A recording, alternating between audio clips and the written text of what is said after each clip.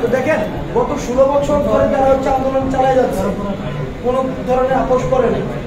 শিবির আসেন, শিবির মারা কেউ নর্মালাইজ করে ফেলা হয়েছে যে একটা একটা শিবির কর, মানে শিবিরকে ডিহিউম্যানাইজ করে ফেলা হয়েছে অ্যাজ ইফ শিবির মানুষ হিসাবে কিচ্ছু না, মানে শিবিরকে মারা জায়েজ এটা করে ফেলা হয়েছে। অর্থাৎ যারা সরকার বিরোধী কথা বলছে তাদেরকে রাজনৈতিক শত্রু বানানো হয়েছে। এখন আমরা ফেসিবাদ পরবর্তী বাংলাদেশে আমরা যারা সরকার বিরোধী ছিলাম স্টিল আমাদের একটাই পরিচয়, আমরা হচ্ছে রাষ্ট্র কাঠামোর প্রশ্নে আমরা এক, বাংলাদেশের প্রশ্নে আমরা এক। এখন যদি আমি ছাত্র দল, এ শিবির, এ হচ্ছে লাল দল, সাদা দল এভাবে আলাদা হয়ে যায়, এই আমাদের মধ্যে যে পার্থক্য তৈরি হবে এখানে হচ্ছে আওয়ামী লীগ এসে ঢুকবে। আমাদের তাদেরকে পুনর্বাসনের সুযোগ দেওয়া যাবে না। আমাদেরকে একটা জিনিস মাথায় রাখতে হবে, পরবর্তী বাংলাদেশ, এই বাংলাদেশের ভিত্তি হচ্ছে 24। 71 কি রাজাকার আলবদর তারা কি বাংলাদেশে পুনর্বাসিত হয়েছে? পুনর্বাসিত হয়েছে। তাহলে এই 24-এর স্বাধীনতা যুদ্ধে রাজাকার কারা? আলবদর কারা? ফেসিবাদী পৃষ্ঠপোষক কারা? তাইলে তাদেরকে আর পুনর্বাসন করা সম্ভব? এই 24 পরবর্তী বাংলাদেশে তাদের কোনোভাবে আর পুনর্বাসন করা সম্ভব না। হয়তো অনেকে বলতে পারেন যে বাক স্বাধীনতার অধিকার তো সবারই আছে, মত প্রকাশে একটি সাংবিধানিক অধিকার, এটা কনস্টিটিউশনাল রাইট, কিন্তু মাথায় রাখতে হবে কনস্টিটিউশনাল রাইট সবার জন্য না। যারা আয়নাঘর প্রতিষ্ঠিত করেছে, কথা বলার স্বাধীনতা হরণ করেছে, যারা ডিজিটাল সিকিউরিটি অ্যাক্ট প্রবর্তন করেছে, যারা আমার কমেন্ট করার স্বাধীনতাকে হরণ করেছে, তাদের রাজনীতি করার অধিকার নাই। কেন অধিকার নাই? আপনি যদি জার্মানিতে যান, নাৎসি বাহিনীকে রাজনীতি করতে পারে, ইতালিকে রাজনীতি করতে পারে, করতে পারে। তো তার মানে আওয়ামী লীগ মানুষকে যেভাবে ডিহিউম্যানাইজ করেছে এত বছর, আপনার যে হিউম্যান ডিগনিটি আছে এই হিউম্যান ডিগনিটিকে তারা অ্যাকনোলেজ করে নেই। এই 24 পরবর্তীতে বাংলাদেশে দাঁড়ায় তাদের কোনো ধরনের আর পুনর্বাসনের কোনো সুযোগ নেই। আপনি যদি তাদেরকে পুনর্বাসন করেন তার মানে আপনি 24কে কষ্ট নিতে করছেন। এখন তার মানে তাদের ব্যাপারে আমাদের অবস্থান স্পষ্ট। তারা ছাড়া আর বাকি যারা আছে, দেখেন এই যে আন্দোলনটা হয়েছে এটা কি নির্বাচনের জন্য আন্দোলন হয়েছে?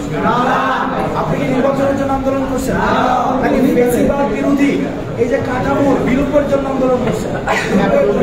তার মানে যতদিন পর্যন্ত না এই ফেসিবাদ কাঠামো বিলোপ হচ্ছে ততদিন পর্যন্ত আমরা একসাথে আমাদের থাকতে হবে। সে হোক ছাত্রদল, সে ছাত্র শিবির, হোক সে জামাত, হোক সে বিএনপি, কিন্তু আমাদের একটা পরিচয় এক, সেটা হচ্ছে রাষ্ট্র কাঠামোর যে প্রশ্নে সবাই আমরা এক এবং ঐক্যবদ্ধ, আমাদের কোনো পার্থক্য নাই।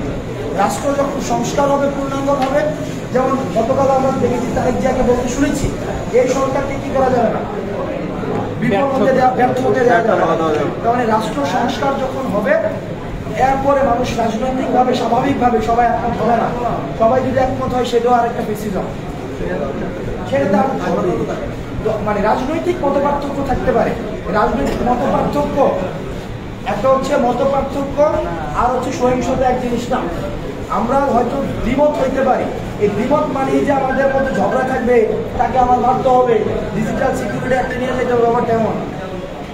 তো আমরা যতদিন পর্যন্ত আছি, বিশেষ করে আমি দেবিদ্বার যেহেতু বড় হয়েছি, আমি দেবিদ্বারের বিষয়গুলো আমরা জানি।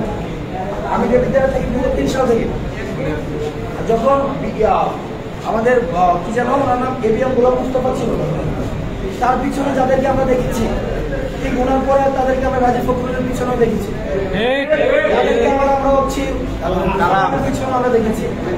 অর্থাৎ তাদের কোনো সক্রিয়তা নেই, তাদের মেরুদণ্ডের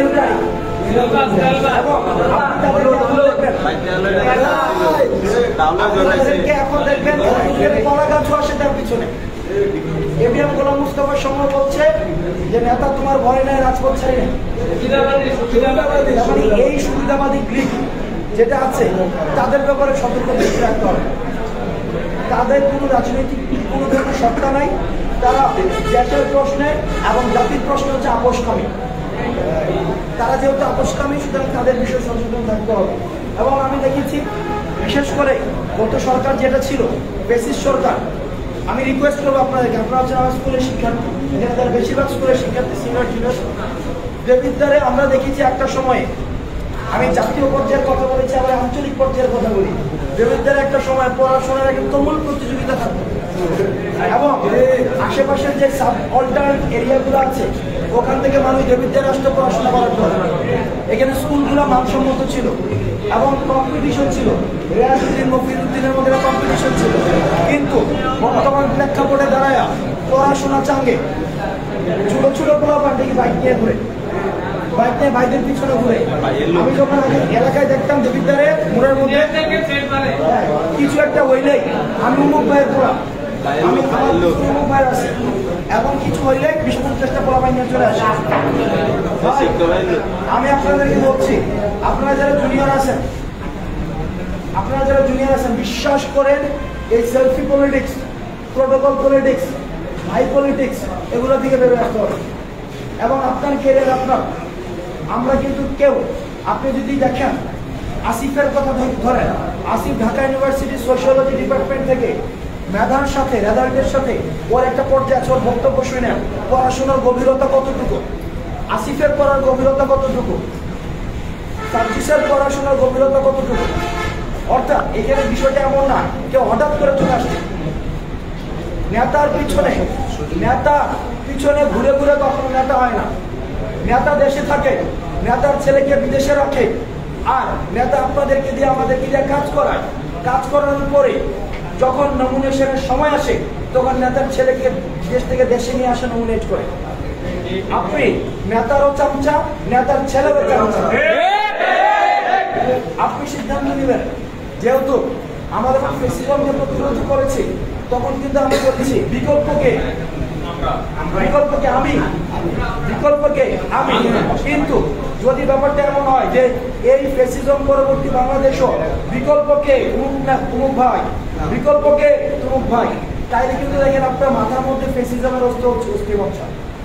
তো এই যে ভাইয়ের পিছনে ঘোরা, হুন্ডা নিয়ে ঘোরা, এগুলো বিশ্বাস করেন এগুলো আপনাকে কেরিয়ারে কিছুই করবেন। আপনি মনে হইতে পারে যে আই মাইট বি সাউন্ডিং পিডান্টিক, যারা আপনাকে জ্ঞান দিচ্ছে, বাট এটা ট্রু। বাসায় যদি পকেটে যদি খাবার না থাকে, টাকা না থাকে, পেটে যদি খাবার না থাকে, আর আপনি যদি আপনার বাসায় বাজার না দিতে পারেন, একটা পর্যায়ে এসে কোনো নেতা আপনার বাসায় বাজার করে দিবে না, এই কারণে আপনার যেহেতু অনেকে জুনিয়র আছেন, আমি জানি না কতটা জুনিয়র, আর ভাইরা তো অনেক সিনিয়র আছেন আমার এখানে অনেক সিনিয়র, বাট জুনিয়রদের কথা বলছি। কারণ আপনারাই কিন্তু আলটিমেটলি হচ্ছে পরবর্তীতে মানে ফ্ল্যাগশিপ বা হচ্ছে ব্যানার দেবিদ্বারে। আমার স্পষ্ট মনে আছে, আমরা যখন এই ক্লাসগুলোতে পরীক্ষা দিতাম, কথাবার্তা বলতাম, এসএসসির পরে আমাদের আলোচনা থাকতো কতজন নর্ডামের চান্স পাইছে। মানে এটা কিন্তু আমাদের আলোচনার বিষয় থাকে, মানে কতজন নর্ডামের চান্স পাইছে এবং এটা কম্পিটিশন, এবং কতজন মেডিকেলের চান্স পাইছে, কতজন ইঞ্জিনিয়ারিং বুয়েটের চান্স পাইছে, এগুলো কিন্তু আলোচনা ছিল। আমরা যখন উপজেলাতে, তারপর হচ্ছে গার্লস স্কুলের সামনে পড়া হয় না, এখন তো আমার গার্লস স্কুলে ঘুরতে যায় না, ওই যে শান্তিপুরে দাঁড়িয়ে থাকা, তারপর হচ্ছে ওই যে উপজেলার সামনে সাতগড়ের সামনে দাঁড়িয়ে থাকা, ওইটাও একটা শিশু পার্কের ভিতরে দাঁড়িয়ে থাকা।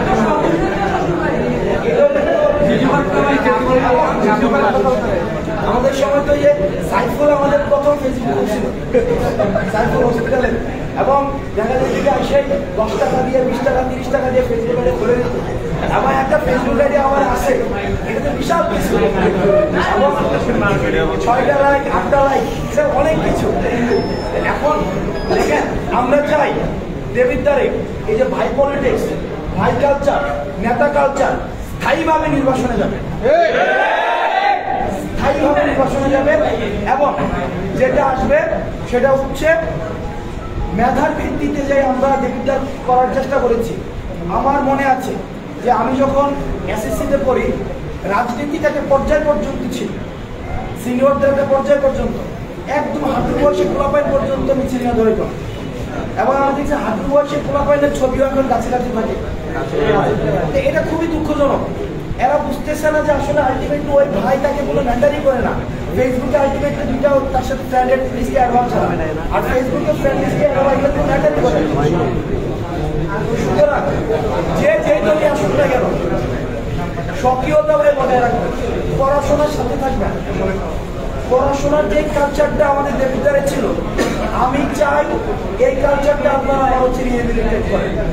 আদারওয়াইজ দেবিদ্বারে যে মেধাবৃত্তি, আগের সরকার কি করছে, পোলাবেন হুন্ডা কিনে দিছে না, পোলাবেন হুন্ডা কিনে দিছে, 2-4টা পোলাবেন হয়তো কিছু টাকা দিছে, কিছু পার্টিকুলার 5-10টা পোলাবেন পাচ্ছে না। রাজনীতি করার ছিল মুরব্বীদের একটা পর্যায় পর্যন্ত, তাদেরকে মাইনাস করে দিয়ে আমাদের বয়সী পোলাবেন গুলো আছে, ওদেরকে ভাড়ায় খাটাইছে, ওদের ক্যারিয়ার আজকে একদম হুমকির মুখে। না পাইছে ক্যারিয়ার, না পাইছে রাজনীতি। এখন বিদেশেও মামলা করে দিতে পারতেছে না। এখন ওরা কি, এখন ওরা হচ্ছে কি কোনোভাবে আবার দল পরিবর্তন করার চেষ্টা করছে।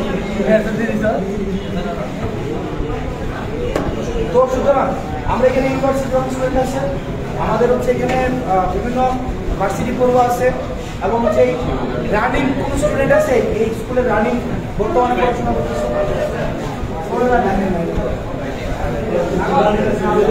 বর্তমানে রানিং যারা স্টুডেন্ট আছে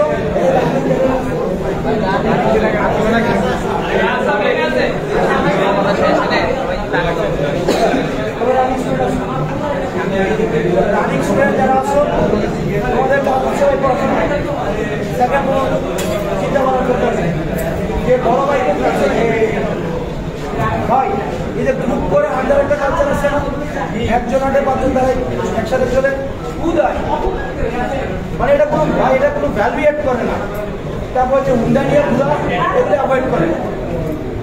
মনে হতে পারে মুরগির মতো কথা বলতেছে, মানে এটা একটু ভাই যখন একটা পর্যায়ে যাবে এগুলো কোনো ম্যাটার করবে না।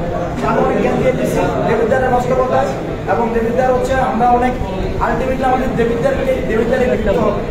আমার জানানো দেবিদ্বারই হবে, সবাই আপনারা আমরা যাই করি না, জেলে যাই, যেখানে যাই সরকার প্রধান হই বা হই, আবার আমাদের জেলে থাকি সারা জীবন, আলটিমেটলি মারা গেলে কিন্তু দেবিদ্বারে আসতে হবে। আপনারা আমাদের জানা যায়, আমরা আপনাদের জানা যায়। তার মানে আমাদের মধ্যে যেন বিদ্যুৎপূর্ণ সম্পর্ক থাকে, কোনো রাজনৈতিক পরিচয় যেন আমাদের মধ্যে বিভাজন তৈরি করতে না পারে। শুধুমাত্র যারা ফেসিস্ট এনাবেলার ছিল তাদের চায়, তাদের বিষয়ে আমাদের অবস্থান স্পষ্ট এবং মীমাংসিত। তাদের আর কখনোই দেবিদ্বারে তাদের আত্মনির্ভরশীল হবে না, কোনোভাবেই না। এটা যেই হোক না কেন, যারা গত নির্বাচনে দাঁড়াইছে, এর আগের নির্বাচনে দাঁড়াইছে, তার আগের নির্বাচনে দাঁড়াইছে, তাদেরকে সমর্থন দিছে, তাদের হয়ে কাজ করছে, তারা মূলত স্বৈরতন্ত্রকে প্রতিষ্ঠিত করছে। তাদের বিষয়ে আমাদের অবস্থান স্পষ্ট। আমাদের বলতে আমি দেবিদ্বারের কথা বলছি না, আমি রাজনৈতিক বন্দোবস্তের কথা বলছি। ভবিষ্যতের যে রাজনৈতিক বন্দোবস্ত, তাদের ব্যাপারে একদম স্পষ্ট অবস্থান। তাদের এই বাংলাদেশের রাজনীতিতে আর কোনোভাবে সম্ভব না। তারা মানুষের হিউম্যান ডিগনিটিকে নষ্ট করছে, তারা আর কখনোই পুনর্বাসিত হবে না। আপনারা ভালো থাকবেন, সুস্থ থাকবেন, বাইরে কথা বলবেন, এই বিষয়গুলো